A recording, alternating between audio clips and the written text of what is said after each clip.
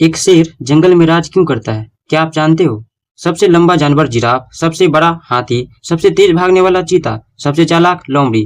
फिर भी राजा शेर ही क्यों होता है? सबसे पहली बात, शेर राजा नहीं है, शेर मानता है इसलिए वह राजा है। अगर आप अपने आप को राजा मानते हो तो आपके अंदर यह दो बातें नहीं होनी चाहिए।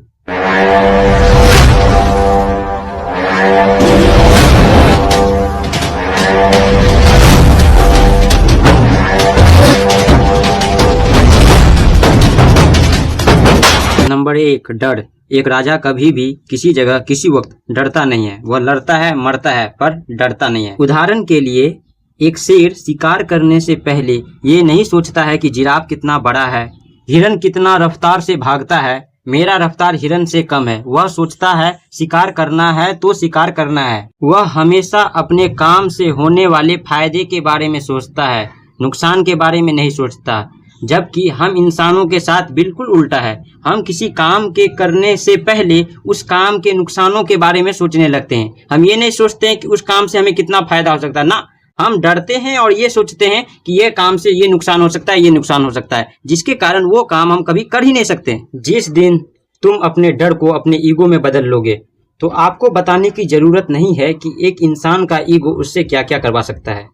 पर ध्यान रखना, अपने ईगो का इस्तेमाल अपने आप को सक्सेस बनाने में करना।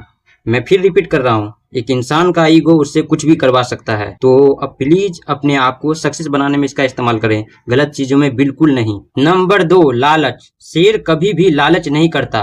वह शिकार तभी करता है जब वह भूखा रहता है। भूख मिटने के बाद उसके बगल में हिरन ही क्यों न बैठा हो, वह उसका शिकार नहीं करेगा। उसे जो आज करना है वह आज ही करेगा, उसके बारे आज नहीं सोचता। कल किसे कहते हैं उसे क्या पता। पर हम इंसान अपने भविष्य को लेकर आज सोचते हैं और इतना सोचते हैं कि अपना आज खराब कर लेते हैं। जबकि हम जानते हैं हम अगर अपने सपने के लिए आज पूरी शिद्दत से मेहनत करेंगे तो कल हमारा भविष्य बेहतर होगा।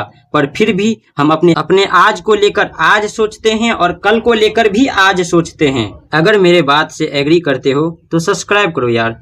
आप आज अपने सपने के लिए खुशी से मेहनत करो, यकीन मानो आपका आज भी बेहतर होगा और कल भी। अगर आप डर और लालच को एक शेर की तरह त्याग दोगे और अपने उस काम को मन से करोगे तो एक दिन आप उस काम के महाराजा कहलाओगे। और एक बार आप अपने काम के राजा बन गए तो याद रखना, एक राजा कभी भूखा नहीं सोता, उसे खिलाने के लिए उसका पूरा साम्राज्य होता है।